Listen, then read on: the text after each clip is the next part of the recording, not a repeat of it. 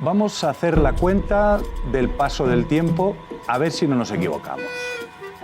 Franco muere el 20 de noviembre de 1975. La Constitución se aprueba el 6 de diciembre del 78. Esa es la fecha del referéndum constitucional. Vamos a contar los días, que no es fácil. Del 20 de N del 75 al 20 N del 78 hay 3 años exactos. Si el 76 fue un año bisiesto, son 366 días. Los dos siguientes, 365 cada uno. Esto hace 1096 días. Luego sumamos del 20 de noviembre al 6 de diciembre, 10 días, más los 6 días de diciembre, 16. Total, 1096 más 16, 1112 días. Desde que muere Franco hasta el 6 de diciembre, 1112 días. ¿Pero qué días? ¡Ay, madre! Todo lo que pasó en aquellos días. En España pasaron muchas cosas. Un país entero mudó la piel.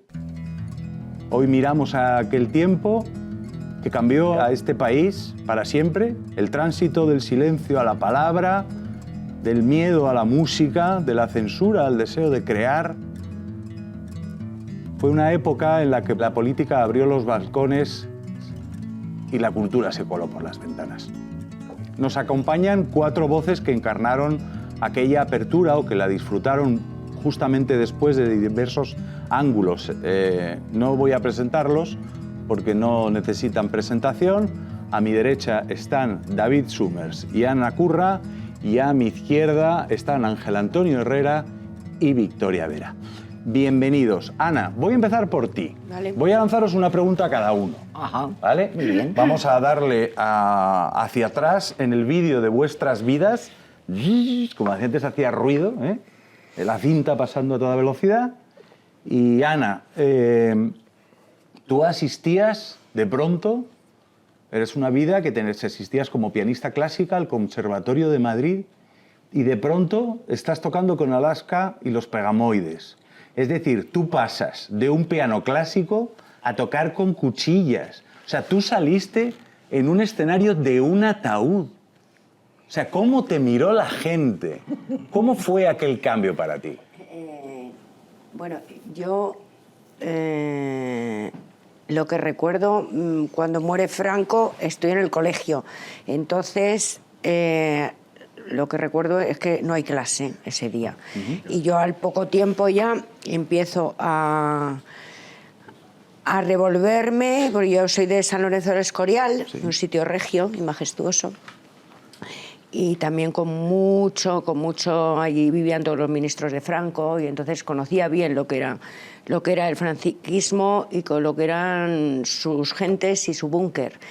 Entonces, para mí significó mucho venir a Madrid y empezar a estudiar en los colegios universitarios, porque en esos 3 años que tú has mentado ahora, del 75 al 78, no es que de la noche a la mañana hay libertad. No, en esos 3 años suceden un mogollón de cosas y todavía la resistencia está ahí. El tirano nunca estira la pata, y todos los secuaces que quedan no es de golpe y porrazo, le cuesta mucho estirar esa pata a todo lo que es el régimen. Entonces esos años son muy complicados.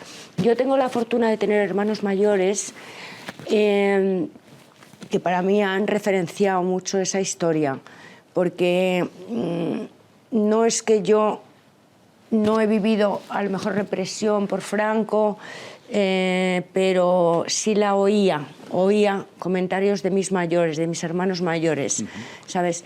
Y yo, la música clásica para mí era un alimento increíble, porque mi madre me había introducido ahí y para mí era un terreno maravilloso. Para mí no ha sido la música clásica la gente siempre se flipa conmigo. Dicen, ¿tú cómo has podido pasar de la música clásica al punk primerizo de Alaska y los Pegamoides? Pues con toda la lógica, porque es que la música clásica siempre los grandes genios han sido transgresores. Para mí han sido los punkis de entonces, ¿sabes? Transgredían todas las normas.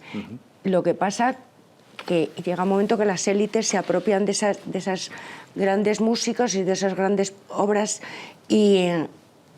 y parece que no son del pueblo. Entonces, la institucionalizan. La institucionalizan, se apropian de eso. Por una vitrina. Exactamente, y la meten en los museos, la meten en los sarcófagos, la meten en los conservatorios.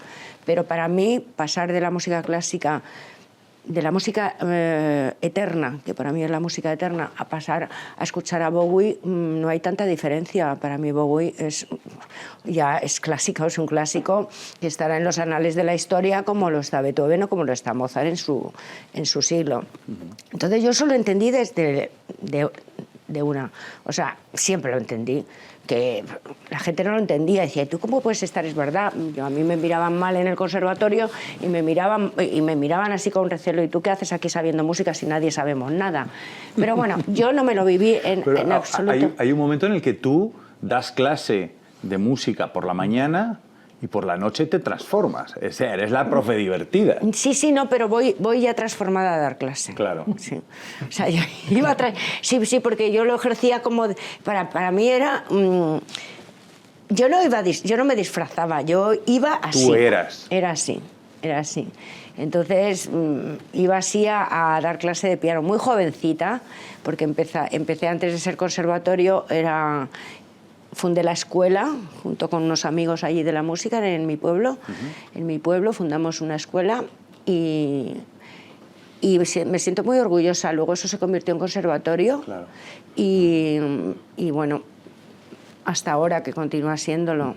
Es que, y esa faceta mía la ha conocido muy poca gente y sobre todo que he fundado un conservatorio en mi pueblo, ¿sabes? Y para mí es que la música ha sido la parte mía esencial y vital y el motor de mi vida, ¿sabes? ¿Y cómo fue ese momento en el que tú sales del ataúd en el escenario? O sea, la gente que cara ponía. Yo no he salido de un ataúd nunca. Pues entonces ¿tú no te metiste en un ataúd en el escenario? O sea, eres un ser muy urbana. literario, porque hay verdadera literatura. Seguro. Eso es una leyenda.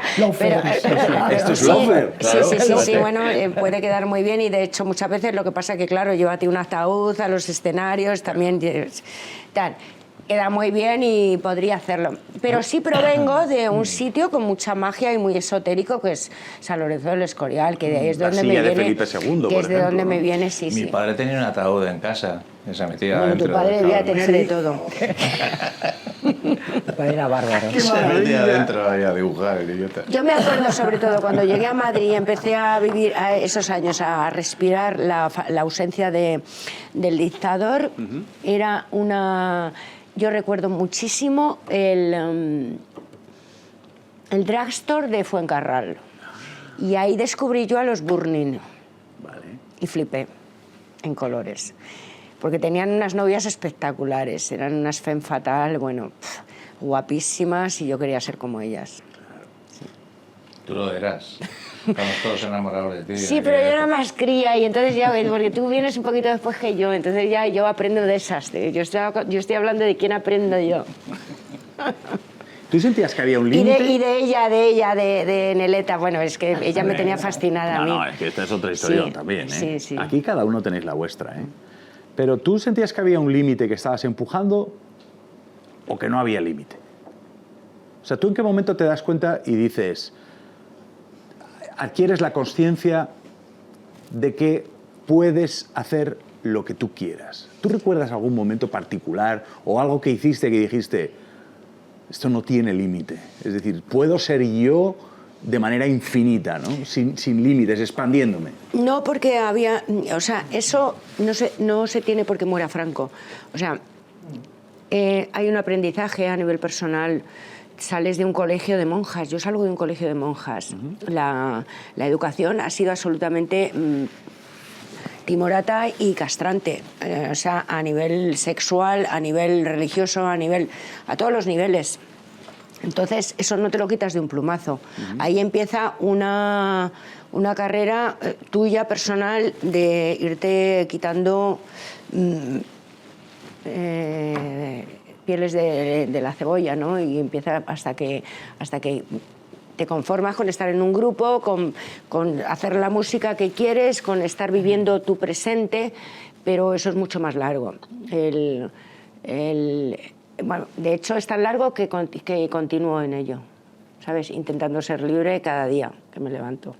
O sea, lo de ser libre es una cosa que no es tan barata. O sea, y no porque muera el dictador se consigue. Porque hay muchas libertades, muchas formas de entenderla y bueno, sobre todo hoy día la palabra está tan prostituida que ya, ¿sabes? Claro. Habría que cambiarla. Libertad la hemos gastado de tanto usarla, la hemos gastado, como el amor. No, de tanto canción. usarla, de tanto nombrarla. De tanto nombrarla, mal nombrarla para nuestros intereses, ya no se sabe ni lo que es la libertad. Sí, yo a veces me irrita cuando yo he hablado de mis hermanos mayores, me acuerdo de mi tío, el hermano pequeño de mi madre. Ellos se han llevado muchos palos delante de la policía y de las... Entonces me irrita cuando ellos luchaban por la libertad y consiguieron tantas cosas. Me irrita que ahora se haga mal uso de esa palabra, porque consiguieron muchas cosas que no existían, porque sobre todo para las mujeres. Nosotras, la mujer era una putita mierda, o sea, es que no era nada, ¿sabes? Y muchas cosas que hemos conseguido y que, bueno, pues que ahora se malinterprete y se tire todo por la borda y que tengas ahí una involución a la vista, te da mucho coraje, ¿no? A la vista. Te da mucho coraje. Voy a seguir con... yo creo que es interesante confrontar con vosotros mitos para ver si son verdad o no. Así. Entonces, Victoria Vera. Presente. ¿Besaste a un contertulio en el programa de La Clave? Que si besé a un contertulio de la... No lo recuerdo. No lo recuerdo porque yo tenía frente a mí, me acuerdo, porque hay una foto que se hizo, Sí. tenía a Fernán Gómez. No fue... a Fernando Fernán Gómez no lo besaste. No lo besé, de hecho, estoy segura. No lo besé. ¿Quién es? ¿A quién besé? A un tertuliano conservador que te dijo, debes besar muy bien. No me acuerdo de nada de eso. Y te echó un órdago, y tú, que eres una mujer de jugar fuerte al mus, permíteme la interpretación, Sí. pues respondiste, no te pasó. No me acuerdo de nada de eso, fíjate. No te No acuerdas. me ha dejado la huella. Le besé. Otro bulo. No te gusta el episodio de todas maneras, No, ¿no? de todas Aunque sea maneras. falso, ¿no? Igual no besaba bien. O sobre ¿Pero todo quién por eso. era? No lo sé, no sé quién Ah, era, que no era sabes un quién era. tertuliano conservador. Bueno, sí, conservador. ¿Cuál fue el momento en el que tú dijiste, bueno, aquí hemos empujado los límites, ¿no? Porque tú eres una persona que ha sido inspiración y musa de aquella transición. Verás, yo lo que recuerdo muy bien, yo es que divido la transición en dos actos. El primer acto sería 75, 78. Estos 1112 días. Exacto. Y el segundo acto sería 78, Hasta la entrada 82. del PSOE. Entonces, en el 75 o 78, cuando nosotros estrenamos ¿Por qué corres, Ulises?, de Antonio Gala, había habido, en la noche anterior al estreno, un ensayo de censura. Y en ese ensayo de censura, que ya me dijo Alberto Closas, si no entiendes lo que está pasando, tú sigues con lo tuyo. Vale. Entonces terminamos el ensayo de censura y se acerca este señor que era bajito, estaba al fondo del patio de butacas sentado con una bombilla roja, se acerca y me dice a mí, tú niña tienes que ponerte aquí un imperdible porque esto no puede ser. Es un silencio allí sepulcral.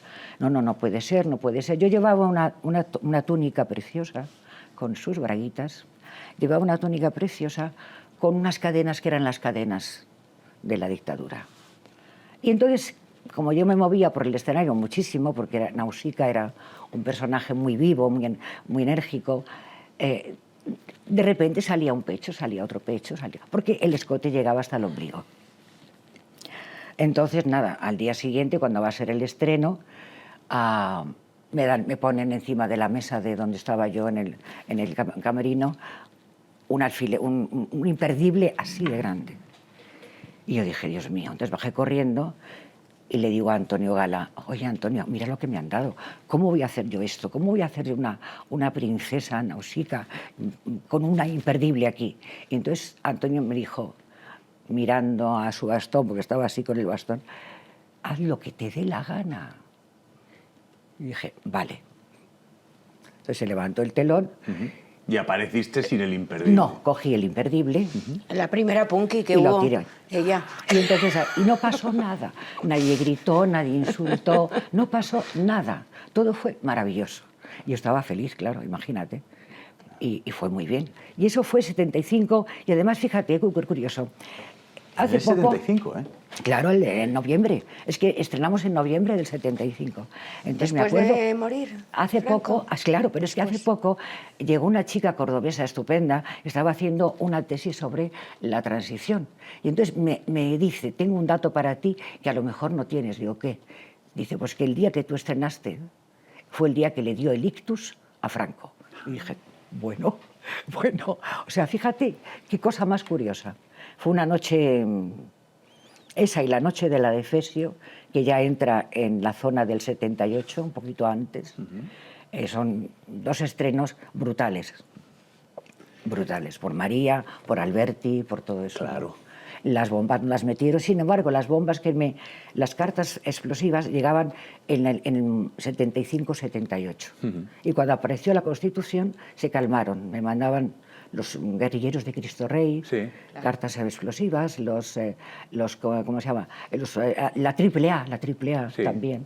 Y bueno, alguna vez llegaron a poner una en el patio de butacas 2 veces, y en medio de la función tuvimos que parar porque llegaron los polis corriendo, diciendo, todo el mundo fuera y tal. Porque vivíamos así, quiero decir, vivíamos... A ti personalmente también. A mí personalmente me mandaban las cartas, lo que pasa es que yo no las abría, porque ellos eran muy listos y entonces dejaban las cartas por la entrada de artistas, que es la calle Echegaray, y se las dejaban al portero. Y el portero, que era muy listo, el primer día hizo así y vio que había un ruidito. Entonces llamó a la policía. Vino la policía, luego vino a mi camerino y me dijo, si la hubieras abierto, te hubiera destrozado la cara. Claro. Porque... Vaya, ves. Claro. Ajá. Pero, naturalmente, como bien cuentas, la amenaza seguía ahí Sí, y yo era creo. muy intensa. Era muy intensa, Pero muy tú, intensa. como artista, como actriz de teatro, en el momento en el que tiras el imperdible, en ese gesto de arrojo, nunca mejor Sí, dicho... me cargué la censura ese día, claro. ¿Te la cargué. cargas? Sí, me la Porque cargué. claro, tú te das Estaba cuenta encantada. de que el que viene de frente a ti y Sí. tú te pones delante está hecho de humo. Ya no puede. No puede, No no. pueden contigo. Pero no podía ni siquiera el día del estreno, que todavía no había muerto Franco, porque a todo esto, como la agonía fue tan grande, aquello era, cada vez que Alberto Closas, que venía del Escorial, decía, no se ha muerto todavía, porque quería tener vacaciones. Y entonces la única manera era que se muriera para tener unos días de luto oficial y quedarse en el Escorial. No pasamos hubo momentos verdaderamente terribles. Lo que pasa es que yo no sé qué me pasaba a mí, que me daba igual, que no tenía miedo. Y yo creo que nadie teníamos miedo en el fondo. Yo creo que había una cosa en el ambiente, había un aroma... Una como inercia, ¿no?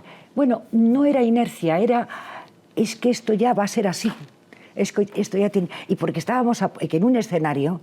Tú notas el público cómo está, tú notas si el público se siente ofendido, si le molesta. No. El público aplaudía, pero y se ponía de pie y estaba encantado de la vida. Y ese era el símbolo de que estaban con esa idea, Es que el con esa régimen estaba sensación de agonizando libertad. ya cuando tú ¿Eh? hablas, estaban agonizando. Claro. Estaban agonizando, el régimen estaba estirando el sentir popular. No, ya se había era muerto. otro. Cuando él muere y seguimos la función, y la función sigue funcionando maravillosamente. Bueno, era la función a la vez que el velatorio, prácticamente. Sí, claro, Sí, pero claro. bueno. Y el descorchar de las botellas de champán que se acabó en este país para celebrarlo. Que Sí, había ¿no? muerto. Fíjate, a mí no me dieron champán. No me tomé ninguna copa de champán, no me dieron ninguna copa de champán. Me lo merecía, ¿no? Pero no me la dieron.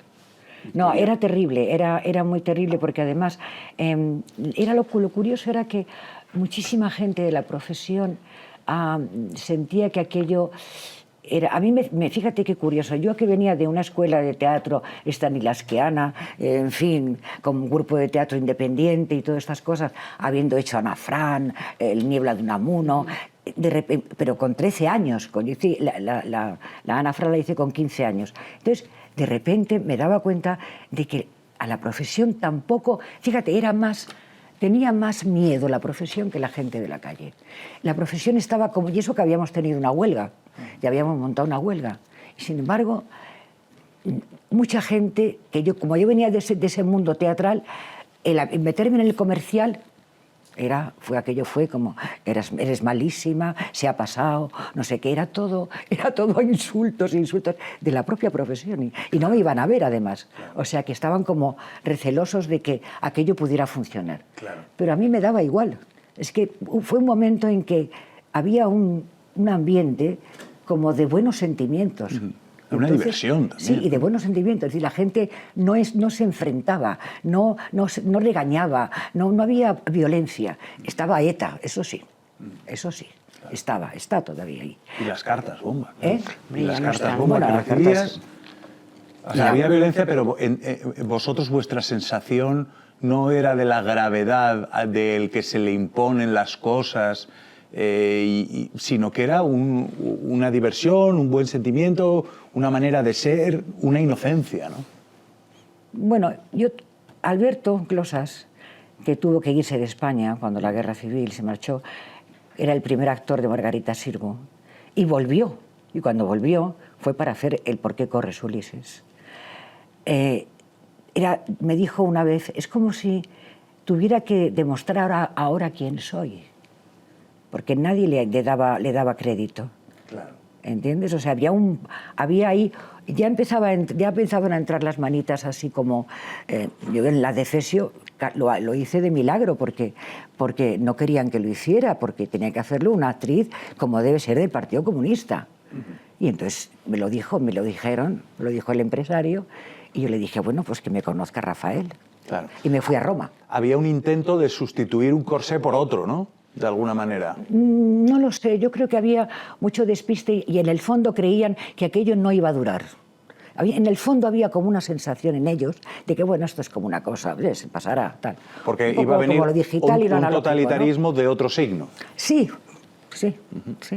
Y a ti te perciben como una persona libre, como una mujer libre, y entonces estás fuera un poco de su control y por eso les molestas, ¿no? De alguna manera. No sé, no creo que... ¿Tú crees? No sé, no lo sé. Bueno, si intentan que no seas tú la protagonista, si no creen que estás suficientemente comprometida políticamente... Pero era porque por primera vez entraba una línea ahí. Claro. Era una línea que entraba de repente. ¿Yo qué me iba a imaginar cuando llega el empresario a mi camerino y me dice, tenemos un problema? Y entonces dije, ¿qué problema? Y pues si no me conoce, que me conozca. Y la entrevista fue tan maravillosa que cuando me marchaba ya en Fiumicino, que se enfadó porque tomé una Coca-Cola y me escribió un poema, la Coca-Cola, ese pis americano, tal. Cuando ya nos despedíamos y me abrazaba y nos abrazamos, porque tuvimos empatía y estuvimos todo el día juntos. Yo llegué el día de descanso, un lunes, me pidió un país, un interview, y luego yo le llevé 2 botellas de vino Fantástica, de Vega y Sicilia, que me daba el empresario para que lo convenciera. Hombre, si cualquiera. Bueno, me recibió maravillosamente. Y entonces cuando ya me marchaba, estaba en Fiumicino, ya me iba, me cogió y me dijo, quiero que sepas que no me gusta nada lo que te han hecho. Y a los 4 o 5 días mandó una carta diciendo que solamente yo podía ser la Altea. Es genial, es maravilloso. Eso nunca lo podré olvidar. Pero eso y María Casares. María Casares, que tuvo que sufrir todos los ataques que le hicieron porque la degradaron como actriz a una mujer que era la primera actriz de la Comédie Française. Y la degradaban. El crítico dijo, María Casares correcta. Y ella entró en mi camerino y me dijo, ¿qué significa pichurriña? Porque llamaba pichurriña. Era muy gallega, muy maravillosa. ¿Qué significa correcto? Sufrió lo que no está en los escritos, lo que no está. Impresionante. Te voy a hacer esta pregunta a ti y también se la voy a hacer a Ángel Antonio, el cual luego nos desmentirá su affair con Carolina de Mónaco en sus años mozos.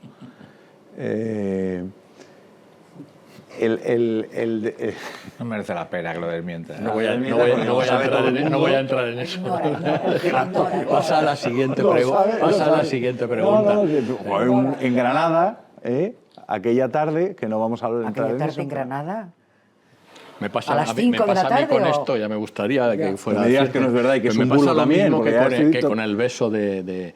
Es el mismo caso de bulo, el beso de Y lo de Victoria mi Vera con el ataúd, ¿no? Y lo tertuliano. de mi ataúd. Bueno, pero estábamos en la otra Pero cosa, ¿no? todos tienen Es una un fake. halo y un... Claro, pero es fantástico porque el tiempo siempre nos permite la literatura, ¿no? sobre la vida de las personas, sobre la historia, ¿no? Y entonces eso, pues bueno, nos permitimos aquí... A mí todo lo que aliente la confusión me parece bien. Sobre todo Sí. con Carolina de Mónaco. Sí, bueno, si encima en la confusión incluís a Carolina de Mónaco u otra, pues muy bien. No, pero la pregunta la voy a hacer a los dos, ¿vale? Voy a dejar el último a David. David, perdóname porque... A ti te tienen preparada una te dejo suspense el último importante. porque tengo mucha confianza contigo, además te considero mi amigo y entonces, pues, de ahí confianza, pues... Pero ahora voy contigo. Estupendo. Mi pregunta para vosotros dos es la siguiente.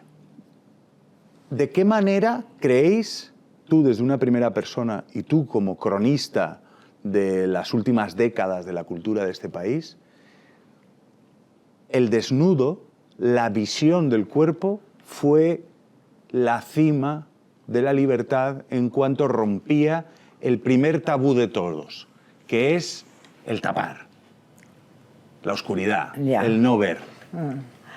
La clave estaba en dos cosas importantes, por lo que era aceptado. Primero, porque yo era muy joven, no tenía un pecho de esos, como dicen en Italia, no era una grande actrice. Entonces había un punto de adolescencia todavía, estaba saliendo, totalmente saliendo. Entonces había algo que no molestaba, que era muy importante, porque mi actuación era completamente como si fuera un chico, era como un chico. Claro. Entonces, eso favoreció mucho. Por eso creo que me eligieron, porque favorecía mucho a la función. Era un contraste muy grande con la Penélope, con Mari Carrillo, que hacía la Penélope y estaba espléndida. Quiero decir que era una función muy perfecta, con una escenografía de Vicente Vela maravillosa, el vestuario de Leo Brehayer. Quiero decir, todo estaba muy cuidado, todo estaba muy bien. Entonces, yo creo que entró porque estéticamente no molestaba. Ni a las mujeres ni a los hombres. Quiero decir, bueno, ya a los hombres no sé lo que les pasaría, pero a las mujeres no les molestaba. Fue una rendija, ¿no?, por la que se coló. Pero funcionó claro. Muy bien. En el teatro de al lado estaban haciendo el caballo, o me parece que era, ¿no?, la historia de un caballo. Sí. Y también se desnudaba, pero la actriz se desnudaba completamente. Yo no me desnudaba completamente. Yo iba con la túnica que de vez en cuando, con las cadenas, no sé qué, tal, pero era una cosa...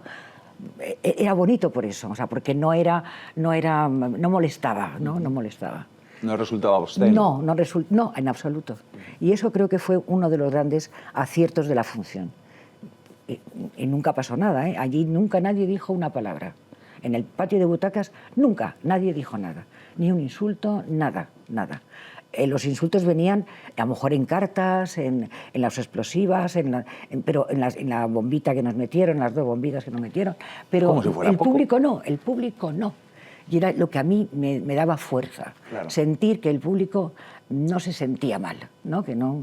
Estaba ahí, esa coerción estaba ahí, pero había perdido, ¿no? Esa conciencia tenías tú en ese momento. No, y además que ya, la gente ya se escapaba por ahí a los Pirineos a ver películas y cosas. Claro. Eso estaba ya estaba el ambiente preparado, ¿no? Claro. Escapaban de Madrid, se iban para allá y veían El último tango y entonces volvían todos como, ¿no? Y ya había. Claro. Creo que eso fue también una ayuda. Era una ayuda. Ángel Antonio, ¿qué papel o qué peso tiene la destrucción del tabú de la vista del cuerpo de la mujer en todo el proceso de conquista de la libertad, ¿no? Un proceso, o sea, una destrucción de un tabú que entonces estaba totalmente asociado con la libertad, que también desde algunos puntos de vista ahora, que vuelven a ser puritanos de alguna manera, intentan cuestionar, ¿no? Pero ¿qué peso? ¿Cómo analizas tú yo esto eso? te lo puedo contar incorporándome al tiempo de entonces. Yo no fui protagonista. Aquí ha empezado Ana Curra hablando de cómo ella asistió a la muerte de Franco viendo que era un día de celebración, puesto que era muy joven y ese día no había clase. Creo que es una cosa que generacionalmente este episodio se refiere mucho. Yo soy algo más joven que Ana. Yo lo viví eso con 10 años y para mí la muerte de Franco fue un viejo que se acabó ese día. Yo estaba con mi padre en una cafetería y yo celebré que aquel tipo, del que yo no tenía mayor referencia y tampoco tenía ninguna influencia en mi vida, de pronto acababa y yo tenía unos días de recreo, ¿no? Este es mi recuerdo concreto y ahora casi estupefaciente de aquello, porque yo, la presencia de Franco, cuando digo la presencia de Franco, es la extensión de Franco, de la dictadura, no está en mi vida ni siquiera como eco. Y creo, ahora hablará Sumer y dirá que prácticamente sí somos sois de la misma edad, de la misma claro. quinta, más y entonces, o menos, ¿no? Sí, más o menos, pero quiero decir con esto que yo, aunque no nací en democracia, creo que sí he nacido en democracia. Es decir, que cuando arranco a escribir o a informarme, que soy un joven, en mi vida tuvo, por hacer una síntesis respecto a eso, y ahora te hablo del desnudo, y tuvo más impacto la muerte de Fofó, el payaso, que la muerte de Francisco Franco, sin lugar a dudas, ¿no? Sin lugar a dudas. Entonces, así resumo un poco dónde me encontraba yo en esa cosa. Y entonces, cuando empiezo a ejercer el periodismo, que ha sido siempre mi vocación, la palabra, yo ya estoy en Madrid, porque yo soy de provincias, me vengo aquí con 18 años, y entonces me incorporo al Madrid de los 80. Y a la revista Interview, de manera rápida, porque, bueno, tenía algún contacto y llego ahí. Y aquí ya desembarco un poco en lo que tú pretendes. Entonces, estoy hablando de los años 80, del año 83, 84, ¿no? Yo era jovencísimo, estaba estudiando entonces la carrera y empecé ya a escribir y tal. Quiero decir que viví la revista Interview por dentro en aquellos años, ¿no? Y, naturalmente, no hay quien haya perdido la memoria, siquiera memoria oída, de que la revista Interview era una mujer desnuda en la portada y luego el reportaje, ¿no? Cuando se acabaron las famosas, se acabó el desnudo. Yo creo, ahora es muy poco popular y es casi improcedente decir que el desnudo de las mujeres, por atender a tu pregunta, sí, contribuyó a la aceleración, digamos, o a la alegría de la libertad de entonces. Pues yo creo que sí. Sí, yo también. Es decir, que el vivir una vida desabrochada de la dictadura y una vida desabrochada respecto a lo nocturno, a la creación, a la libertad que señalaba ella, que es una conquista perpetua, creo que el que también hubiese mujeres desabrochadas en lo físico, en la indumentaria, contribuyó a aquello, ¿no? Yo recuerdo los 80, esencialmente, ya ha salido en la conversación, el diario El País y la revista Interview, donde además el gran destape no era solamente de la mujer, y creo que mucho más allá de eso, era el lenguaje mismo, a la hora de aludir en los artículos de opinión, en los reportajes y en las entrevistas, cosas que hoy día serían puro escándalo, por no decir motivo de delito. Totalmente. Porque estamos inmersos, acorralados por un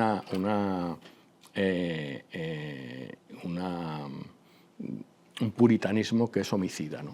Respecto al lenguaje. Yo recuerdo que, sobre todo de aquello, lo que recuerdo es que el lenguaje era una cosa perfectamente abierta, es decir, era libre. Desde el desnudo hasta la manera de abordar una entrevista al Fari. No había luego ninguna... Digo, el Fari, o hacerle una entrevista en algún momento a Suárez en bañador, ¿no? Es decir, la libertad incluso del político ante un periodista, sí, y del periodista ante las diversas gentes sobre las que iba a hacer una entrevista o iba a cometer una crónica, era absoluta. Yo recuerdo aquella redacción en la que, en fin, había muy poca discusión respecto a lo que se podía publicar o no, porque se publicaba todo. O sea, y el tono también era totalmente libérrimo, el atrevimiento no era tenido como tal, y esto también me lo podría llevar a la calle. Es decir, yo viví los años 80, hay dos cosas, digamos, del folclore de aquel tiempo. Hay más, pero dos que yo recuerdo desde lo festivo, o no tanto, que fue el Destape, el que no duró tanto. La palabra era horrible. Bien, pero Yo bueno, pero es siempre como dije se que era conoce. horroroso. Yo ya lo sé y lo he hablado muchas veces contigo. Tú has sido... Victoria Vera ha sostenido un dandismo femenino dentro del Destape, que es una cosa insólita, que no puede producirse nunca, ¿no? Pero bueno, esto lo tengo hablado, muchas veces he hablado con ella, pero yo recurro a la palabra que también me parece fea, pero fea porque es una palabra fea. O sea, Destape no tiene juego alguno, no tiene brillantez, ¿no? Es una palabra pero franquista. digo para encerrar, efectivamente encerrar un momento. Y luego la otra es en Madrid la movida.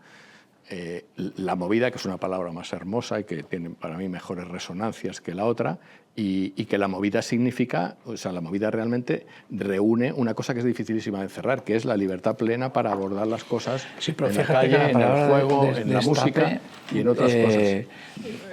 La palabra destape, de alguna manera dices, oye, es como que ellos reconocían que tenían tapado algo, ¿entiendes? O sea, y lo que estaba tapado lo destaparon, ¿sabes? O sea, que te quiero decir que yo no lo veo tan fea la palabra, ¿no? Sí, en el no, pero ella se refiere no me más gusta. a de la alguna belleza manera es casi como formal reconocer de la que palabra, teníamos ¿no? tapado algo, ¿sabes? Y luego se hay pudo una destapar, cosa... ¿no? Ya, pero tú estás hablando de una cosa genérica. Pero también fue un negocio, y ella, entonces... ella está, claro, Claro, ella es está, que- lo es que está convirtió en limitando negocio. en el tema del cine. Claro, hay otro una serie costado de eso que películas es un iban- costado lamentable, eso sí, visto con perspectiva, con el paso del tiempo, y es efectivamente que sí hubo un uso de la mujer rápido respecto a eso, porque, en fin, se levantó un cine que naturalmente no era cine, sino que era Malo, el reportaje muy malo. al desnudo de una mujer, es decir, aquella cosa del tópico infame, Del tópico infame. del tópico infame en todos los sentidos, y el tópico ese de, hombre, es que es un guión con exigencias. Las exigencias es que la guapa de turno no llevase bragas, ¿no? Claro, Esta era la única exigencia, incluso para poner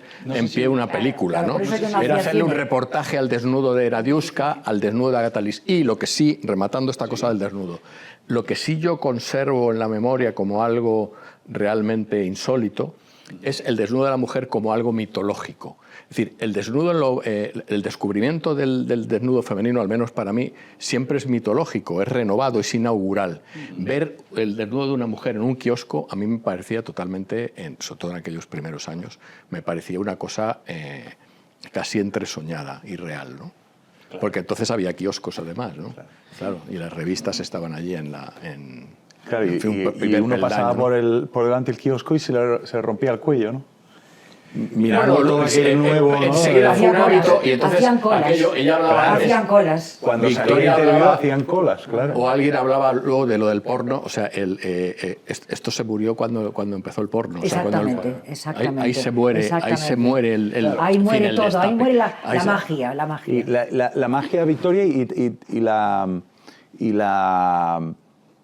lo hace todo muy evidente, ¿no? Es decir, que tu enmienda quizás al destape puede ser que consiste en que el desnudo tenga un valor en sí mismo y no como una naturalidad asociada a tu labor artística. Al personaje. Esa es la enmienda que tú le haces al Sí, personaje, al ¿no? personaje, evidentemente. Es decir, que tú destape, oye, que yo no estaba destapándome, que yo estoy actuando. Y luego, dentro de mi personaje, incluye romper ciertas normas de vestimenta que estaban hasta entonces. Se le puede llamar destape, pero tú con la enmienda que le haces, ¿cuál es el término que tú utilizarías para aquel movimiento?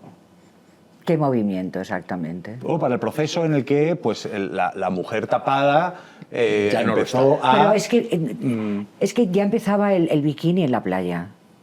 Y bueno, iban los polimunicipales. Claro, ya empezaba el bikini en la playa, ya había como ya una Las sensación suecas. de quitarse, y ay, las famosas suecas, de quitarse. La eso. minifalda. Pero el Es que fallo- date cuenta que el estaba en los fallo- años 60, ya estaba en otros sitios. Yo ya en los 60 estaba en el claro, colegio y nosotros pequeña y estábamos no- aquí en la Edad Media todavía. Claro, claro. Es que claro. ¿Tú qué opinión tienes de esto, Ana, respecto Yo a tengo estos una- desnudos? O sea, aquella temporada de desnudos, ¿no? Que hubo femeninos. A mí ahí tengo una... Yo la recuerdo a ella, por ejemplo, haciendo un desnudo integral maravillosa, No, pero porque integral ella nunca. siempre... Integral nunca lo he ella... hecho. Bueno... El sexo nunca. Bueno, Sí, el pecho yo la sí, por recuerdo a ella supuesto. en interview... Hoy es la y tal. noche de los bulos, ¿eh? O sea, que podemos Sí, sí. desmentirlos No, es que todos. yo tenía una La línea una roja. censura, la línea roja. una censura.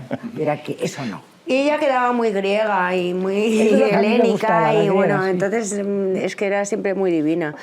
Pero es verdad que ¿Tú crees que es una contribución desde el lenguaje o algún... No lo crees, ¿verdad? no. A mí todo ese desnudo que hubo gratuito, Masivo. a mí me Claro. horrorizaba. Es que enseguida fue masivo, me parecía sí. una paletada. Claro, O sea, se me han quitado parecía todas las hortera prohibiciones y que había, pues, sin ya está. gusto y, ¿sabes? Es que no venía a cuento. O sea, como que decía, bueno, es que Era horrible. porque Y tiene además, que... existía la tendencia a que te quedaras ahí. O sea, que te quedaras ahí. Clasificada. Etiqueta, punto. Entonces, como yo Claro, me cabré... claro, porque mucho, luego había que salvarse monté- del desnudo, Claro, esa es otra claro, parte, claro. O sea, Entonces, claro, encasillaba, ¿no? Porque lo la que mayor yo hice parte de fue actrices... hacer en el sí, 82 Lorenzacho, vestida de tío completamente, la obra de Alfredo de Musset, claro, que había 40 actores en el escenario.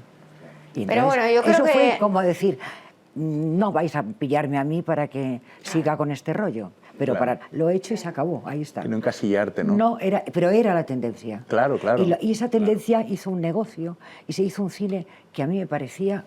Bueno, es que realmente no se hizo cine, se hacía, o sea, se provocaba Exacto, hacer sí, una hora sí, y media sí. de película para Ah. gente como Era una Nadiuska excusa. No se podía hacer. o las otras Nadiuskas del momento, No se podía, era que horrible. solamente, que realmente eran apabullantes de belleza y se creaban, o sea, se filmaba sí.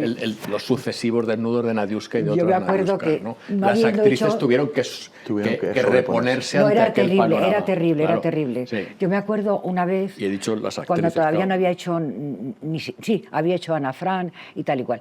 Me acuerdo de que me llamó Alfonso Paso, que yo le tenía como... y entonces digo, voy a ver qué quiere. Y entonces me presenté en el despacho y me dijo, nada más entrar por la puerta, súbete la falda. Digo, ¿qué? Dice, que te subas la falda. Digo, no. Dice, ¿cómo que no? Digo, no. ¿Por qué? Me dice, porque no me da la gana. Y me fui. Pero eso se lo hacían a todo el mundo. Claro. La chica que llegaba, Se automatizó. que a lo mejor ni había estudiado teatro ni nada, quería ser actriz y tal y cual, y tenía la ilusión, se encontraba con eso. Sí, sí. Levántate la falda, que te quiero ver las piernas. ¿Cómo? Me imagino. Aparte, todas esas películas eran todas chicas guapísimas, como era Victoria y muchas más, y sin embargo los parteneros, los hombres eran...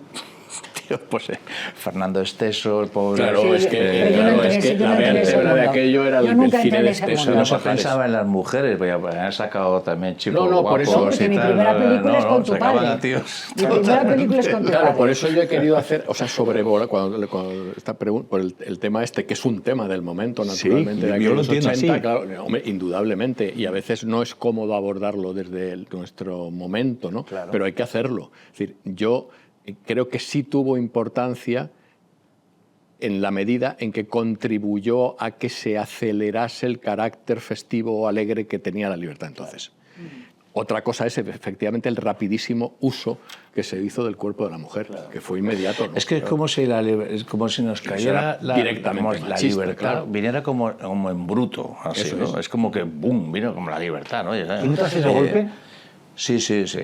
Yo noté que por eso yo creo que el desnudo y los destape y la libertad de expresión y cómo hablábamos, cómo cantábamos nuestras canciones diciendo lo que nos daba la gana y tal, porque era como que, se puede hacer todo, ¿sabes? O sea, antes no se podía hacer nada. No podían salir chicas desnudas en las películas en ningún sitio, ahora se puede. Antes no se podía decir esto, ahora se puede. Entonces era como que no sabíamos ni gestionarlo, o sea, era como una cosa como de locura total, ¿no? Pero tú has tenido Yo- cerca en yo- algún momento algún eco de censura de entonces o algo que tuviera que ver A ver, con la me pasa igual dictadura. que a ti. Porque yo Por Yo- nunca tu lo tuve. padre, por tu padre Yo no nunca has me vivido planteé ningún tipo nada de de eso, censura. claro. Sí, pero Porque mi tu padre, padre sí mira, que tuvo alguna censura, yo mi creo. padre, que por supuesto, que Claro, sufrió la yo censura y tal. recuerdo. Pero mi padre, me acuerdo de una película, le dio un papel al censor. Le pega Lo muchísimo. sacó en la película. Le pega mucho.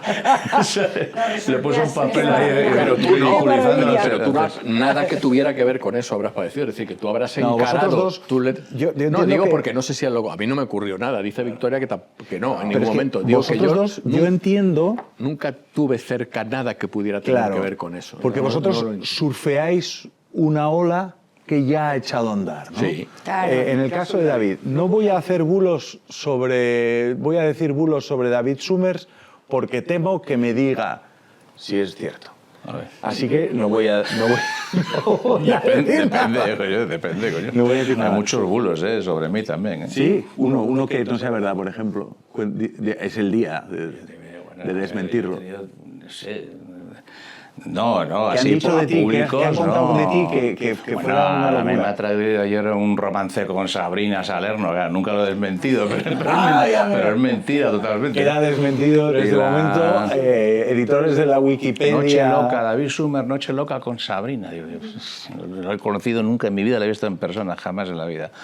Pero muchas cosas, la gente se le va mucho la olla, tío. Sí, o sea, sí. muchísimo. La literatura sobre ti, claro, es ilimitada. A ver, yo tampoco estoy muy pendiente, pero bueno, lo que te estaba diciendo antes es que yo, lo que hablabais antes con el día de la muerte de Franco, yo me acuerdo que fui al colegio, yo iba a un colegio de curas. Yo no sufrí el franquismo, ¿no? Pero porque no me acuerdo, porque era muy niño, o sea, yo era un niño feliz, o sea, a pesar de que iba a un colegio de curas donde los curas pegaban a los niños, ¿no? Y a mí me daban con una regla aquí, ¡pah!, en la mano, y con capones, con llaves en las manos, o sea, te quiero decir, era muy bestia la infancia que nos tocó vivir a Ángel y a mí, ¿no? De los años 60, 70, o sea, se notaba un poco que ahí pasaba algo. La Pero nosotros mayoría de éramos edad que niños. pillasteis fue Y de el coco día, y huevo, ¿eh? el día que murió Franco, yo me levanté por la mañana y fui al colegio como todos los días. Y llegamos al colegio todos los niños. Y no había clase. Y llegó el cura, dijo... Podéis, ha muerto el caudillo. El caudillo. Ha muerto el caudillo. Es verdad, O sea, caudillo, podéis, caudillo. no hay clase. Y todos los niños decimos... Oye, y en aquellos años, porque yo sé que hay un cambio en tu vida musical, biográfico, que es importante, que es en el momento en el que tú te das cuenta, o no sé si te lo dice tu padre, que con el clarinete no ibas a ninguna parte y que el tío que mandaba en los grupos y el tipo que ligaba y que todo el mundo le miraba era el que tocaba la guitarra.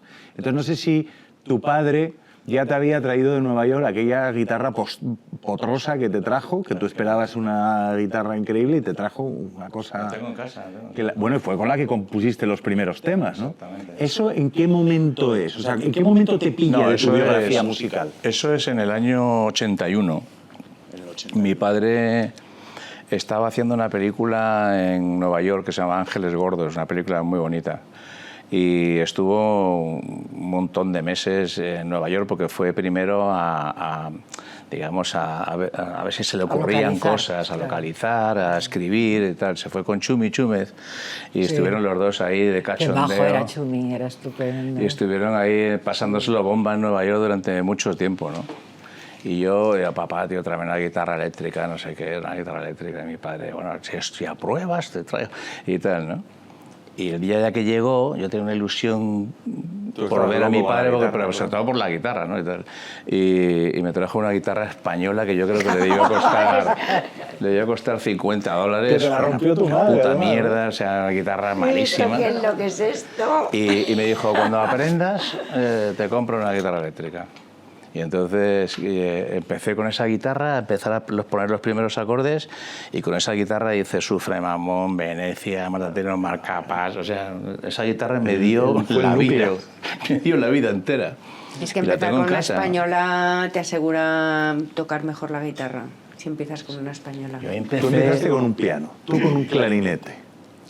Yo estudié clarinete cuando era un niño pequeño, tenía 11 años. Venía un profe de clarinete a casa y yo a clases, porque yo era un gran flautista en el colegio. Nos tocamos la flauta dulce y yo era muy buen flautista, era el mejor de la clase. Entonces pensé, a lo mejor el clarinete es como una flauta un poco más complicada y quería, digamos, avanzar un poco. Y le dije a mi padre que quería aprender el clarinete. Instrumento Aparte, muy yo era- romántico, el Yo era un clarinete. loco de El Benny Goodman. el Benny clarinete, Goodman el jazz. me mataba, ¿no? Es El la jazz, mejor ¿no? pareja del piano.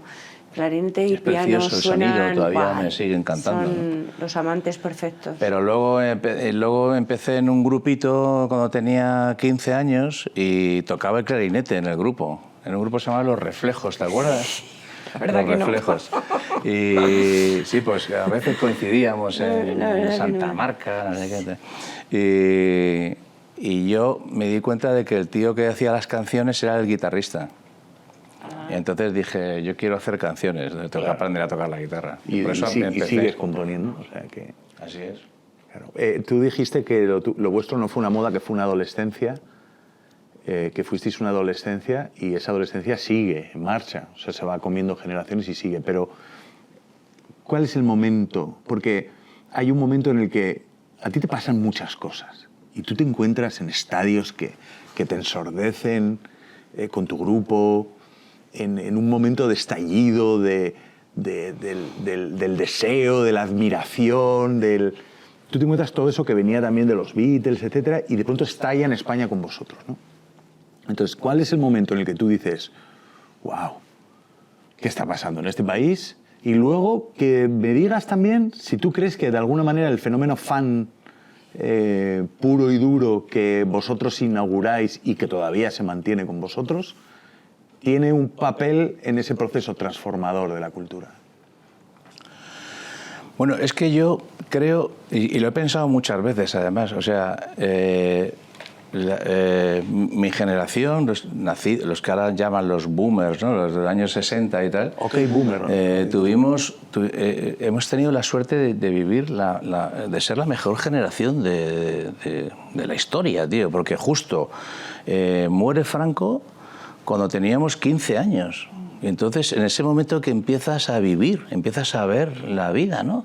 Justo en tu primera adolescencia, ¿no? Y entonces fue como si te pusieran ahí, ¿no? ¿Y te crees que siempre Venga, ha sido así? Ahora, Que nunca ha venga, habido una dictadura. Ahora hay libertad, y ahora tú, venga, a la Yo calle. vengo con todo rodado, a la ya me calle, lo a han hecho. divertirte, a pasarlo bien, tío. Yo me recuerdo esos años, en los primeros años 80, estábamos todos de cachondeo todo el Teníamos rato. un alcalde que era el Tierno Galván, que también se las traía. Fueron unos un años hombre de libertad, diversión. Seguramente, también te digo, había mucha violencia. Yo recuerdo en los conciertos la gente iba muy mamada, tío, y había muchas veces... Pero porque había muchas ganas de divertirse. No, porque entró el punk. Bueno, Cuando se va Franco todavía hay como aromas de los hippies. Pero cuando ya pasa Cantautores, ese ¿no? Más que momento, nada. aparecen los punks. Y eso ya cambia todo.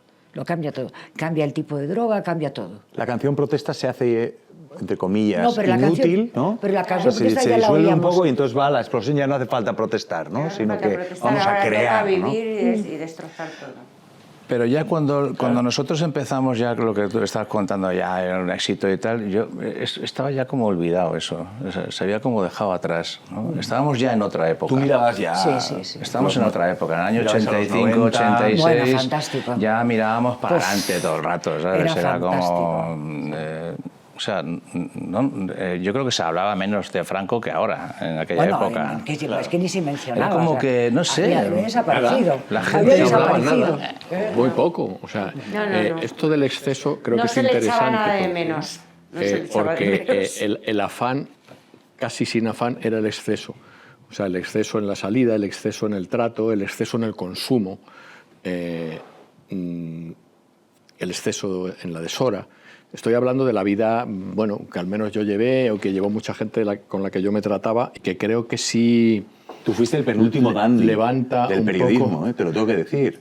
Ah, o sí, sea, que claro. Victoria fue una dandy, pero tú también. Ya, pero es que el dandismo Umbral. femenino es mucho más difícil que el masculino. Pero bueno, Bien, bien toreado, No, es el verdad, es Antonio. cierto. Pero bueno, lo que yo quería decir respecto al exceso es que los 80 eran un exceso. Claro, entonces ya no era que la ciudad pudiera tener la culpa de todo, que efectivamente sí, ¿no? Desde la música, al trato, es decir, podía ocurrir algo si salías y sobre todo si no volvías, ¿no? Y entonces yo a veces recobrando o recuperando en conversaciones como estas, más o menos públicas o privadas, aquel tiempo, desde mí, yo me salvé de todos aquellos venenos por la escritura. Es decir, si en mí la vocación primera y última, la de mi vida, no fuese escribir y estar en forma para escribir, naturalmente yo me hubiera perdido, es decir, no me tendríais aquí hoy. Pero yo siempre echaba por delante que al día siguiente o al otro día tenía que hacer una crónica o tenía que escribir un poema y por tanto me acerqué a veces más al Solán de Cabras que al segundo whisky, ¿no? Porque, o a otras cosas. Entonces, Umbral es el que te inculca a ti esa devoción monástica por el deber de la palabra, ¿no? Sí, bueno, yo no he creído en otra, más previa umbral y postumbral. Sí, efectivamente, o sea, la escritura como religión, y por tanto mi dedicación también ha sido física a la escritura, y eso yo creo que me salvó de todas aquellas, de todos aquellos excesos. Pero ya vivir era un exceso, es decir, era aquella cosa un poco de que la vida era devorar el asunto, ¿no? Claro, se devoraba la vida, ¿no? Sí, sí, era no vivirla sino devorarla, y yo creo que eso era un hábito, se hizo un hábito, ¿no? Hizo un libro que se llamaban Los helechos arborescentes, y en ese, bueno, tú has escrito sobre él, y lo presentó en El Sol, y nos invitó a los Pegamoides para que amenizáramos la velada. Y porque él hablaba de la generación pegamoide en sus columnas, entonces decía, está ocurriendo un fenómeno nuevo en España, está entrando la generación pegamoide. Claro, los retrata. Yo me acuerdo Sí, de él los estos años retrata de los pegamoides y de Caca de Luz y lo recuerdo. Y todo sucedía muy rápido, todo era muy cambiante, Exacto, y todo muy rápido, era sí. voraz. Era voraz, devorábamos todo, las noches eran eternas, se vinculaba un día al siguiente, te podías pasar noches sin dormir porque había sitios donde ir, porque las normas no existían, estaba todo por hacer, entonces era un Madrid eterno, y bueno, yo digo Madrid porque era donde vivía. Y ahí es donde, fíjate, los Pegamoides cantamos que Ramoncín ya está out, que ya está acabado. Tenemos la pretenciosidad. Y entonces, Hay una iconoclastia en todo sí, eso. Ramoncín, que se supone que era el primer punk, y nosotros le decimos, si ya estás muerto, si tú ya estás acabado. Y ahora venimos nosotros, los Pegamoides. Y entonces el otro se rebotó y nos tiró un vaso, el que es vaso que estaba bebiendo ahí, fuimos todos a por él. Así se lió parda en El Sol. Qué Sí, estupendo. es verdad. Y Umbral hizo una crónica con aquello que luego repitió y tal, que cambiando algunas cosas. Sí, pero fíjate que en aquel tiempo, o sea, el afán de que la vida era devorarla, tenía mucho que ver con todo, con lo que dice Ana también, con la infinitud de la ciudad, o sea, con el riesgo que supone, el grato riesgo que suponía la ciudad sin días y noches, ¿no? Como una infinitud. Claro. Una infinitud, ya no sé tanto si de disfrute o de desfase, ¿no? O las dos cosas, claro. Entonces... o sea, que habéis terminado hasta con los horarios. Era tanto, hombre, no naturalmente, había, con el calendario no lo había, claro. No había. Entonces, resulta que la música en eso es muy importante, y alguna de las figuras, no es el caso de Ana Curra, pero de otras gentes sí, el afán por disfrazarse, por involucrarse con ese carácter desatado de lo festivo, era tal que había grupos musicales que no tenían ni idea de los instrumentos ni de nada. No se trataba de tener una guitarra, sino de llevar una guitarra, ¿no? O sea, el look era... Claro, era lo importante, el spray en el pelo, por ejemplo, ¿no? Pero también la opinión de spray, es decir, no tener prácticamente opinión. Mira, ¿no? Ángel, Es decir, aquella época... lo falso como lo más novedoso, ¿no? Curra te lo puede confirmar. En aquella época, o sea, todos los grupos, no había nadie que supiera tocar, nada. Claro. No había nadie que tuviera un instrumento bueno. O sea, es como ahora todos los chavales ahora van con tus Fender. Y mejor si cantabas mal, o sea, si no sabías cantar. No tenías guitarras baratas, malas. Pero es que estábamos en pañales en ese sentido. Nadie sabía hacer nada, no había productores buenos, no había ingenieros buenos. Estaba todo haciéndose, técnicos, o sea, no había cero, industria, o sea, y bueno... todo el mundo, lo que nos unía a todos es que no teníamos ni puta idea de nada. Esa ingenuidad y esa falta de... Y sin embargo, había muchas ganas de hacer. Era la imaginación, eran las ganas, era el entusiasmo, era la necesidad de hacer, más que lo que... Eso tiene una ahí parte... tocaba bien, eso, ahora todos eso estos tiene chavales tocan, los Eso tiene una chavalines. parte muy positiva, y es que hubo Si ahora mucho los músicos ingenio. van al gimnasio. Claro, bueno, tú, No, pero tú digo, siempre te has privado de muchas cosas. Madrugan para ir al Tú gimnasio. siempre te has privado de muchas cosas. O sea, en una época en la que, como hemos hablado, de devorar la vida, los estupefacientes, las drogas, la experimentación con las cosas tuvieron un... Pero eso un fue papel terrible, eso fue una importante, época que luego terrible. tuvo unas consecuencias muy duras y terribles para una generación entera. Tú, en cambio, en todo ese mundo, siempre te mantuviste ajeno a todo eso. Sí, pero es por mi manera de ser, porque yo siempre he pensado que hay puertas que no quiero abrir. O sea, hay gente que dice, hay que probarlo todo y tal. Pues yo creo que Como no. yo. O sea, yo no lo creo. Yo creo que hay cosas que no necesito Bueno, probar es que- para saber que no yo me sí. interesan. Entonces, Yo sí, sobre todo porque han estado diciéndote que son malas todas igual de malas. Entonces pues dice, bueno, pues lo voy a experimentar a ver si realmente es verdad. Porque daros cuenta que hubo una época en este país que tan malo era fumarse un porro que meterse un chute de heroína. Entonces eso no es verdad, esa información no está bien dada. Entiendo. Entonces, la falta de información, la falta de no creer y la falta de no fiarte, de la falta de información te hace decir esto, vamos a ver si, que no vamos a ver pasaba si es nada. verdad. Porque la gente no tenía miedo a las drogas en aquella época. No es como ahora que ya sabemos las consecuencias. Exacto. Ha habido muchos Falta de muertos, información. compañeros nuestros han quedado muertos en el camino, ¿no? Y tal, pero en aquel momento la gente no era tan consciente de que esto era tan horrible. Esa ¿no? época de España sin las drogas no se puede comprender. Es un elemento clave y es un elemento que tiene que estar y es un elemento fundamental y para bien y para mal. Y además coincidió con el AIDS también. Entonces, claro, A ver, todo se complicó. Todo se complicó, claro. Dicho esto, yo, chapo, yo me cogí unos pedos acojonantes en aquella época de mi vida. O sea, es que salíamos todas las noches, era una diversión todo el rato, ¿no? Pero, te digo, yo, porque yo soy así, porque es mi manera de ser, dije, aquí, por aquí no, esto no, aquí con cuidado, y tal. O sea, y siempre he tenido una cierta moderación, Prudencia, ¿sabes? una prudencia. Una prudencia, sí, una sí, prudencia que luego he agradecido Si en no, mi no vida, puedes porque, trabajar, además. joder, o sea, Claro, es me que lo he esta es pasado la igual clave, de es que bien que cualquiera y, sin embargo, pues estoy Has aquí. corrido menos riesgos, ¿no? Y una pregunta que te voy a hacer, David, y luego os la voy a extender a toda la mesa.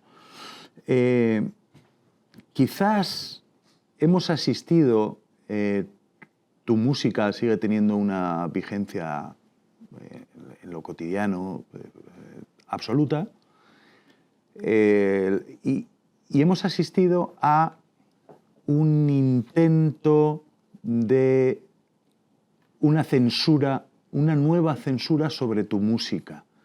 Es decir, que tienes que cambiar las letras de antes, que dices cosas que ya no son políticamente correctas, es decir, que tus letras vuelven a no ser políticamente correctas. Bueno, no vuelven a... Es que nunca lo Nunca habían lo fueron. sido políticamente incorrectas. Esto, es una novedad para esto ti. que pasa ahora no me había pasado nunca en la vida. Nunca en la vida. Entonces, tú te has hecho la pregunta... Yo ni siquiera sospechaba Claro. que una canción de Hombres G pudiera levantar polémica por eso. Claro. Pero es que estamos en un momento que la gente le tiene miedo a las palabras, tío. Es una cosa... Es de locos. Es horroroso. Digo, mira, tengo un tema nuevo que se llama Acojonante, la canción. Y es una canción de amor. Preciosa, o sea, es un tema muy bonito. O sea, la letra dice que tú y yo seamos amantes, es todo para mí, es acojonante. ¿Sabes? Te quiero decir que está utilizada la palabra de una manera positiva. O sea, decir es acojonante es algo maravilloso, tío. Pues el otro día me dicen, digo, me gustaría que este tema fuera single porque tiene buena pinta y tal. A ver, David, es que Eso es no una va a noticia, pasar, ¿eh? es que no va a El pasar, título, claro. no va a pasar el Fíjate. filtro de Meta. Y digo, ¿cómo? El filtro de Facebook, algoritmo, Instagram... No, sí, a mí me acaban de Y entonces- censurar en Meta. A ti también. A mí hace una semana. Y Ah, entonces sí, sí. dices, a ver, ellos creen que tiene más peso y más poder la palabra, ¿no? Una letra detrás de otra. Acojonante. Sí, pero la palabra Es suelta. más eso que el sentido que tiene la palabra. Pero es que no te lo Es que valora. no se usa Es que en casi. Meta Es no, que no es se que en Meta usa. no Y se valora el debería contexto. usar. Es que es la inteligencia artificial algo que no es cojonudo. inteligencia. Es preciosa. Es que volvemos Y a es lo que algo estábamos hablando estupendo. antes. Cojonudo. No, es como más... Yo- Sí, pero te dicen como acojonante viene de cojón, entonces es machista, porque es como Porque es el órgano genital decir que lo que masculino. tiene cojones es muy bueno. O sea, No fíjate se me había ocurrido, el fíjate. giro que hacen. Porque o sea, no vulvizante, ¿no? Claro. Esa es la lectura. Claro, Pero volvemos no- a lo de siempre, pero no me digas la que- carencia absoluta de aplicar el sentido común, por favor. Pero es que no eso me digas que tú estás pero escribiendo es que el ahora con- algoritmo no tiene sentido común. Ya, pero es que el algoritmo no nos va a hacer desplegarnos al algoritmo, ¿sabes? Que es ridículo, o sea, el algoritmo no debería ser una referencia. A mí me han censurado fotos de perfil que han estado expuestas en el Reina Sofía. Yo he visto, y me las han censurado porque se veía un poco el pezón. Yo he visto en Instagram un tío decir que tengo unos zapatos son fotografías negros que han y estado negro está con asteriscos expuestas en escrito, museos. refiriéndose a unos zapatos, o sea, eso lo he visto en Instagram. O sea, Por este lado de la mesa, ¿detectáis también esta aspereza de sentir que se ha perdido un poco de la libertad que se ganó? No, vamos en retroceso. Retro, no es progre, es retroprogre. O sea, yo creo que se han apropiado de la palabra progresismo como si fuera solamente un grupito que son ellos, y lo que estamos es retrocediendo. Yo siento un retroceso, pero en general. Respecto a la palabra, por seguir con lo que decía David, yo sí percibo una especie de censura atmosférica a propósito del uso de algunas palabras, sí.